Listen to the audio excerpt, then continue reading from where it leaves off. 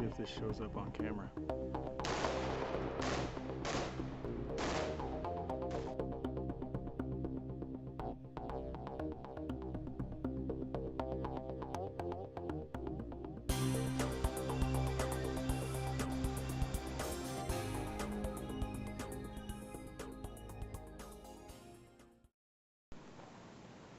Hey everybody, this is Prep Pro 2717. I want to apologize for my voice. I've been dealing with a upper respiratory problem. Haven't quite put our finger on it yet. We're trying to figure out what's going on. I've been having some difficulty breathing, and so we're kind of trying to figure that out. But I apologize for the sound of my voice. I'll try and make this as painless as possible for all of you. I know I haven't cranked out many videos lately. There's been a lot of things going on around here. I know I mentioned in my last video while we were on vacation in Hawaii, kind of let it slip that my wife is pregnant, and it's not a new thing. She's about 7.5 months along, and so in a couple of months we're looking at welcoming the fourth baby into our family. So we're really excited about that. A lot of things that we're trying to get ready for the new addition. The youngest in our family right now is our 3-year-old son, so we have a lot of things that we need to prepare for and getting ready for this new little baby that'll be crawling around. Excuse me. So about a year ago or so, maybe it was a little bit less, I'm not sure, I'll have to check, but it's been about a year. I was fired up about working on some knives and getting that thing going, and so something happened with our family that required me to take a break from it, which brings me to today.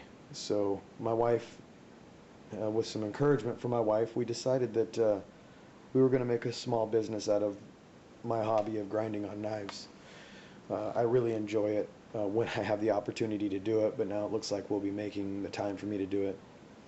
And so I got a couple of knives here that have been sitting on hold for pretty darn close to a year, and they're supposed to come out to a couple of YouTubers that I know, and I just haven't had the opportunity to work on them at all. So until recently, so I'm getting back at it, back in the shop,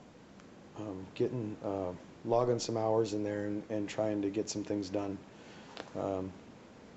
The knives that I was making previously, most of them were getting a Scandi grind, and I decided on doing a convex grind on this one here. Obviously you can see that it's just started, so it has a ways to go, but I chose the convex grind for this particular knife just because it's going to be a defensive tool for I'm guessing for a law enforcement officer, and it's going to be used for slicing through clothing or flesh. So that's why I chose the convex grind on that, and just to get myself a little bit more practice with the convex, I decided to put it on this small bushcraft knife too. You can see the fire steel notch. These are both made out of O1 tool steel, as is this little spear point. That'll get a paracord wrapped handle. So those things have been kind of on the back burner, unfortunately, but I'm going to get those finished and shipped out as I promised.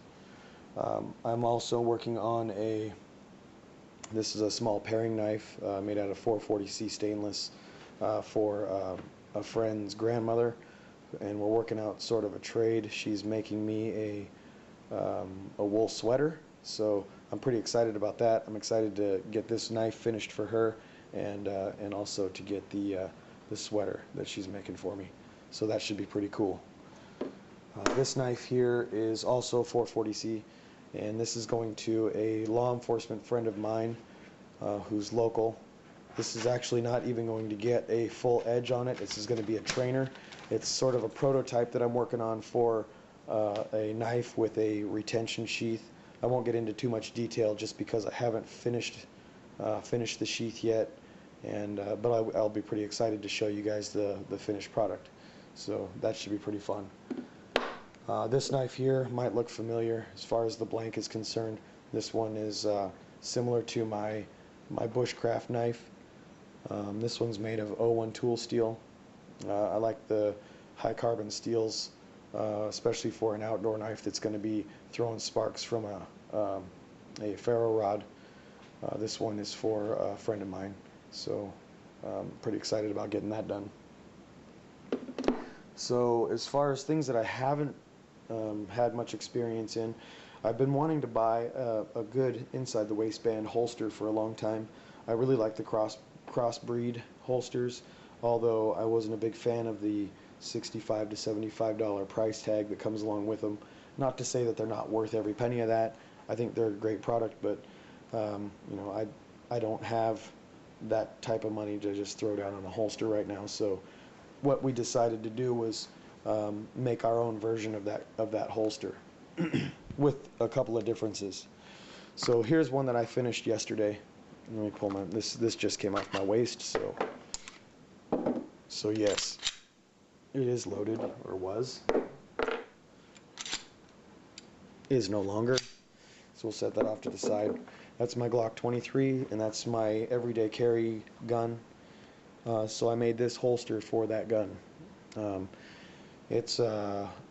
I used an 8 to 9 ounce cowhide and dyed it a dark brown. Just I liked the dark brown, and it's kind of I like the contrast of the black on the brown. So black Kydex. The retention is awesome, and I don't know how many of you guys have this style. I know Galco makes a King Tuck, and then there's of course the crossbreed. But depending on the thickness of the weight thickness of the leather, is going to depend on your retention, or is going to have an effect on your retention when it's not on your body. But this one, you can hear that. I mean, it's in there. The retention is great, and that's not even on my waist. So once it's on my waist, it really snaps in there. But at the same time, it's relatively easy to draw. The holster doesn't move as I try and pull the handgun out, so that's been a good thing. My belt loops are something that I just made. I'll change them a little bit. I like the feel of them, but one thing I didn't take into consideration, if you can see, I don't know if you can see this here, my lighting's terrible, I'm sorry about that, but my belt clip hits the top of the Chicago screw there, and I don't really like that. I'm going to extend the bottom of this belt loop down so that the Chicago screw is going to be a little bit lower, so that when I clip this on my belt, it actually touches the bottom of the belt loop rather than that Chicago screw. Kind of a minor thing, I guess, but it bothers me enough to where I'm going to change that, and then all my belt loops will be the same way. As far as the belt loops are concerned, I put two holes for the belt loops. This hole here puts your belt the top of your belt will be right up there by where the Kydex is flared out. If you can see how that's lined up with those two belt loops. And I think it's a very comfortable, it rides very comfortable on my waist, so I'm not going to change that. I like that. I did put two holes in a lower position, so if you move these belt loops down, it's actually going to raise that holster up a little bit. If someone likes a little bit of a higher draw, that's definitely an option. And what I decided to change on the design of the crossbreed and the King Tuck, when you buy one of their holsters, say you buy one for a Springfield XD, that's the gun that's going to fit in that holster, and that's it. They rivet their Kydex onto their leather. I decided to use Chicago screws, so you can remove the molded plastic or the molded Kydex, and you can actually replace this molded Kydex for, in this case, the Glock, and I can put on this piece that I made for my Taurus 357. Let's see. So that sits on, that's the way that would sit in. So I just wanted to have a little bit more interchangeability, so I'm not, The plan is I have a couple of people that are interested in these holsters, and I'm selling them for $50 for the holster like this as it sits, with the modifications that I talked about. The belt loops extending down a little bit just because I don't like the way these ones sit. Another thing that I noticed was that when I cut my Kydex, you can see that it's a little bit slanted on the muzzle there, so I'll be straightening that out on each holster that I make from here on out. Things that I'll be paying attention to. I want to make sure that if I'm selling these to people, I want to make sure that they're as perfect as I can make them. Although they are handmade, so there are going to be minor imperfections, but I want to get them as close to perfect as I can. So I'll be selling these holsters for $50, and if the person has another carry gun that they like in this case, I carry either my Glock 23, I'll carry my 27, which just to show you, I have some snap caps in there, not loaded. So I'll carry my 23, I'll carry my 27, sometimes I'll carry my my Taurus 357. So that's why I went ahead and made a molded Kydex adapter for the 357. I'm planning on making one also for my Colt 1911, so that I can use this same base and just change the molded Kydex on there for whatever gun I want to carry at the time. I just thought that was a better idea than trying to sell somebody a new holster, a completely new holster for, in Crossbreed's case, $65 a pop or $75 a pop or whatever it is. So in this example, you can actually get a complete holster, adapter for a second pistol or second handgun for about the same cost as a Crossbreed or I'm not sure what the Galco King Tuck costs, but I think it's pretty close to that. I don't know. So that's kind of what I've been up to. I have 4 other pieces of leather cut out here for some people that have been interested, and I'll get going on those, and I'll show you guys some progress as I'm working on that stuff. So that's kind of what I've been up to, where we're going, what we're planning on doing. Thanks so much to all my subscribers, new and old. I apologize if I haven't thanked everybody personally or individually as you subscribe.